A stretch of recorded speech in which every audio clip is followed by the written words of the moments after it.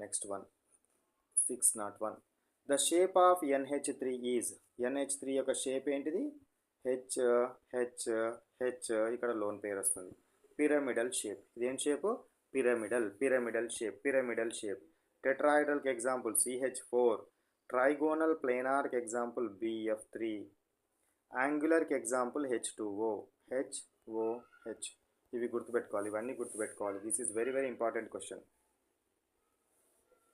Next one, the shape of H2O is 602. The shape of H2O యొక్క shape ఏంటిదిరా? ఈ విధంగా ఉంటుంది. H2O యొక్క షేప్ వి షేప్ అంటారు. వి షేప్ అనడం జరుగుతుంది. బెంట్ షేప్ అని కూడా అంటారు, దీన్ని బెంట్ బాండ్ అని కూడా అంటారు. యాంగులర్ షేప్ అని కూడా అంటారు. కాబట్టి ఆల్ ద ఎబో తీసుకోవాలి. వి షేప్ అనొచ్చు, బెంట్ షేప్ అనొచ్చు, యాంగులర్ షేప్ అనొచ్చు. కాబట్టి answer we can consider as all the above. Next 603. In which of the following molecules is lone pair repulsions are present? Loan pair రెండు loan pairs ఉండాలి. అమోనియాలో nitrogen పైన ఒకటే loan pair ఉంటుంది. BF3లో central atom మీద loan పెయిరే ఉండదు, empty box ఉంటుంది. H2Oలోని oxygen పైన రెండు లోన్ పెయిర్స్ ఉంటాయి. H2Oలోని ఆక్సిజన్ పైన రెండు లోన్ పెయిర్స్ ఉంటాయి. కాబట్టి ఈ లోన్ పెయిర్స్ మధ్య రిపల్షన్ ఉంటుంది. HClలో ఓన్లీ క్లోరిన్ మీద మాత్రమే లోన్ పెయిర్స్ ఉంటాయి.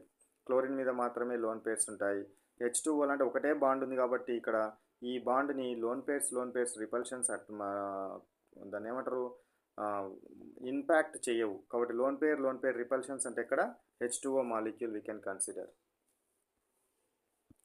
Next one 604. A molecule contains 3 bond pairs in the valency shell. Bond angle and shape of the molecule is. 3 bond pairs ఉన్నాయంట. 3 bond pairs ఉన్నవి, లోన్ పేర్స్ ఏమీ లేవు. కాబట్టి ఇక్కడ బాండ్, ఇక్కడ ఒక బాండ్, ఇక్కడ ఒక బాండ్, అంటే ఇక్కడ 120, ఇక్కడ 120, ఇక్కడ 120. కాబట్టి ఎన్ని డిగ్రీస్ ఉంటాయి? 120 డిగ్రీస్ ఉంటుంది బాండ్ యాంగిల్. షేప్ ఏంటి? Trigonal planar shape. This is the trigonal planar shape. 120 degrees and trigonal planar shape. Example BF3 molecule. Next one 605 question. Which of the following is soluble in polar and non-polar solvents? పోలార్లో కరగాలి, non పోలార్లో కరగాలి. పోలార్లో కరగాలి అని అంటేనేమో ఏముండాలి? Ionic bond ఉండాలి. నాన్ పోలార్లో కరగాలంటే ఏముండాలి? కోవెలెంట్ బాండ్ ఉండాలి. రెండింటిలో కరగాలి అంటే పోలార్ కోవెలెంట్ బాండ్ ఉండాలి. ఏముండాలి? పోలార్ కోవెలెంట్ బాండ్ ఉండాలి. ఇది plus charge, minus charge. Polar covalent bond ఉన్నది ఎందులో ఉంటుంది? HCl. కాబట్టి ఇది పోలార్ మాలిక్యూల్స్లో కరుగుతుంది, నాన్ పోలార్లో కరుగుతుంది. కోవెలెంట్ కాబట్టి నాన్ పోలార్లో కరుగుతుంది. పోల్స్ ఉన్నాయి కాబట్టి అయానిక్లో కరుగుతుంది.